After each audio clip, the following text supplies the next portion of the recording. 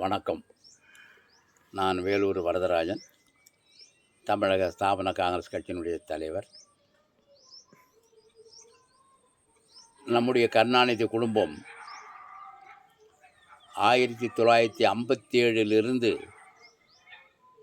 இன்று வரை அரசாங்கத்தினுடைய வரி பணத்தில் தான் குடும்பத்தை நடத்தி கொண்டு வருகிறார்கள். அவர்கள் இன்று பெரும் ஆலமரமாக வளர்ந்து விட்டார்கள்.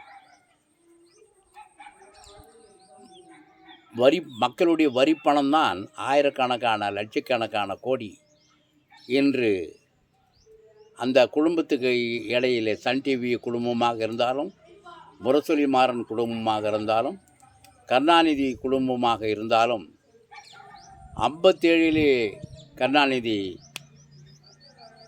எம்எல்ஏயாக வந்தார்.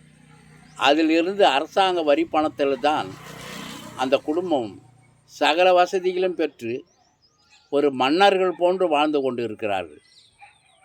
அவர்களை ஜெயலலிதா சொல்லும்போது ஒரு தகர டப்பா எடுத்துக்கின்னு திருட்டு ரயில் ஏறி காலில் செருப்பு இல்லாத திருவாரூரில் சென்னைக்கு வந்தவர் என்று யாரோ அவருடைய நடவடிக்கையை சொல்லியிருந்தார். எனவே இன்று அப்படி இல்லை. உலக பணக்காரன்லேயே ஒரு பணக்காரனாக இன்றைக்கு இருக்கிறார் ஸ்டாலின். எல்லா தமிழ்நாட்டில் மட்டுமல்ல சொத்து. காஷ்மீரில் ஆப்பிள் தோட்டம் இருக்கிறது கனிமொழிக்கு. இது போன்று பாம்பே, இந்தியா முழுவதும் சொத்து இருக்கிறது. இந்தியாவை தாண்டியும் சொத்து இருக்கிறது. எல்லா நம்முடைய ஜப்பானாக இருந்தாலும், மோரிஸ் தீவாக இருந்தாலும், மலேசியா, சிங்கப்பூர், இது மாதிரி அமெரிக்கா, ஸ்பெயின், எல்லா இடங்களிலும் அவர்களுக்கு சொத்து இருக்கிறது. கருணாநிதி குடும்பத்துக்கும் இருக்கிறது, முரசொலி மாறன் குடும்பத்துக்கும் இருக்கிறது. இன்றைய தமிழ்நாட்டை மட்டுமல்ல, இந்திய அரசியலிலே ஆட்டி படைக்கக்கூடிய சக்தி அவர்களுக்கு இருக்கிறது. யார் வேணாலும் கொலை செய்வார்கள், யார் வேணாலும் காப்பாற்றுவார்கள். அவர் நினைத்தால் மந்திரி ஆவார், அவர் நினைத்தால் கீழே இறக்கி விடுவார். மாவட்ட செயலர் கட்சியிலே இன்று ஒரே ஒரு குடும்பம், சாமானிய குடும்பம், அவர்களை ஓங்கையிலிருந்து வந்த குடும்பம் என்று சொல்வார்கள். குழந்தையை எடுத்துக்கொண்டு ஓங்கையிலிருந்து வந்த குடும்பம் கருணாநிதி தாய் தகப்பனர்கள் என்று சொல்வார்கள்.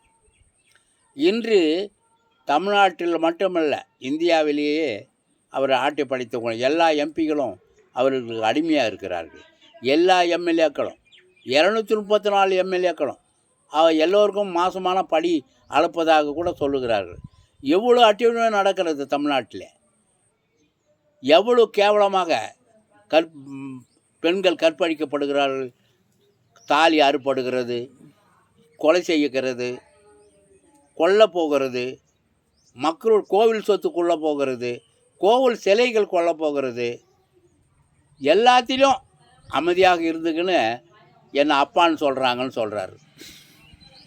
அப்பான்னு சொன்னால் யாருன்னா சொன்னால் என்ன அர்த்தம் வரும்? அதுக்கு அப்பான்னா என்னன்னு நீங்களே புரிஞ்சுக்கணும். ஏன்னா தாத்தான்னு சொன்னாங்கன்னா அது கூட அர்த்தம் இருக்குது. ஸ்டாலினுக்கு கருணாநிதி என்னென்ன செய்தாரோ அது பூரா நம்முடைய ஸ்டாலின் செய்து கொண்டிருக்கிறார். என்னை ஆட்டவோ அசக்கவோ முடியாது என்கிறார். இப்பொழுது மாநில சுயாட்சி பற்றி பேசுகிறார். திராவிட நாடு மாநில சுயாட்சி, திராவிடம் பொய்யே பேசிய இன்றைக்கி இருக்கிறார். அண்ணாதுரை பொய் பேசுறதுனாலாம் கேன்சர் செத்தார். கருணாநிதிக்கும் அதே மாதிரி தான் சாவு. நம்முடைய ராமதாஸும் மனசு வைக்கலன்னா கடற்கரையில் அவருக்கு இடம் இல்லை. என்ன தீர்மானம் சட்டமன்றத்தில்? இனி உயிரோடு இல்லாத முதலமைச்சர்கள் யாராக இறந்தால் அவர்கள் கடற்கரையில் பதிக்கக்கூடாது சட்டம் ஏற்றினார்கள். அந்த சட்டத்தை எதிர்த்து பாலு, பாட்டாளி கட்சி தலைவர் ஒருவர் கோர்ட்டில் வழக்கு போட்டிருந்தார். அந்த வழக்கு கோர்ட்டிலே இருந்தது.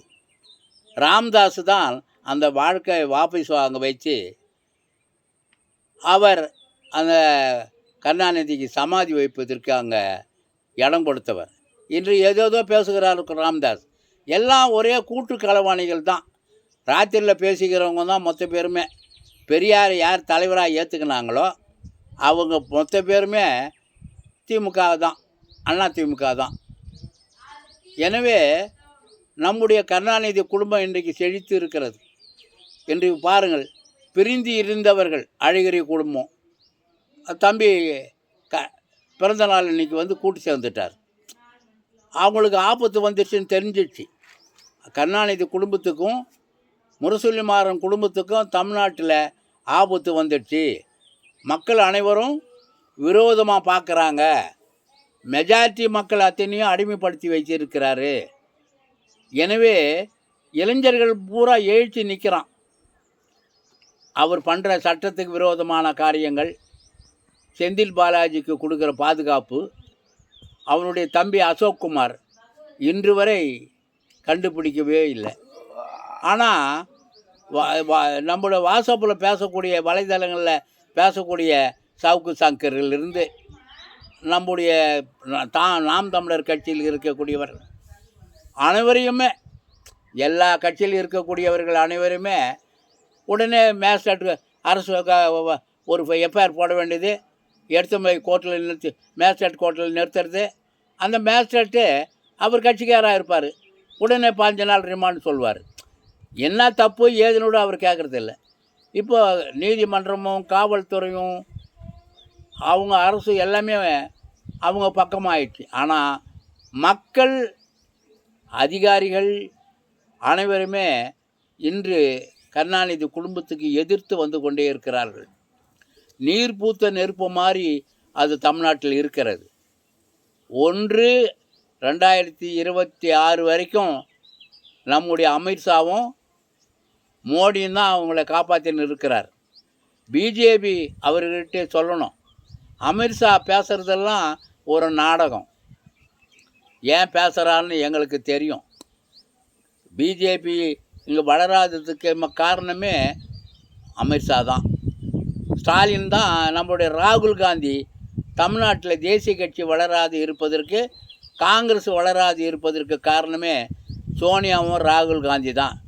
கார்கே அவர் என்ன பண்ணுவார், சொல்கிறதுக்கு செய்கிறாரு. எனவே தேசிய கட்சிகள் தமிழ்நாட்டில் காங்கிரஸ் வளர்ச்சி அடையாது இருந்ததுக்கு இன்று மீண்டும் வளர்ச்சி அடையணும்னா காங்கிரஸை வந்து ராகுல் காந்தி தனிமைப்படுத்தணும், தனியாக நிற்க வைக்கணும். டெல்லி மாதிரி வர தேர்தலில் அதுக்கு தயார் பண்ணணும் எல்லாரையுமே.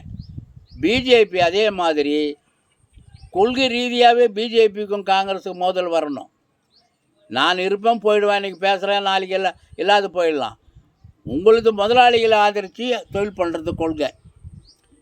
காங்கிரஸ் ஜனநாயக சோசியலிசம் பேசி மக்கள், எல்லா மக்களும் சம்மதமாக இருக்கணும். ஏழை பாழை மதம் இதெல்லாம் பார்க்காம மனிதனாக பார்த்து அவர்களை வாழ வைக்கணும். அவர்களுக்கு கல்வி, சுகாதாரம், விவசாயம், முதலாளிகளும் வாழணும், தொழிலாளிகளும் வாழணும். அதுதான் காங்கிரஸினுடைய கொள்கை. எல்லா மதமும் அமைதியாக இருக்கணும். உலகத்திலே அமைதியாக இருக்கிற ஒரு நாடு இந்தியா என்று கூறி விடைபெறுகிறேன். ஜெய்ஹிந்த்.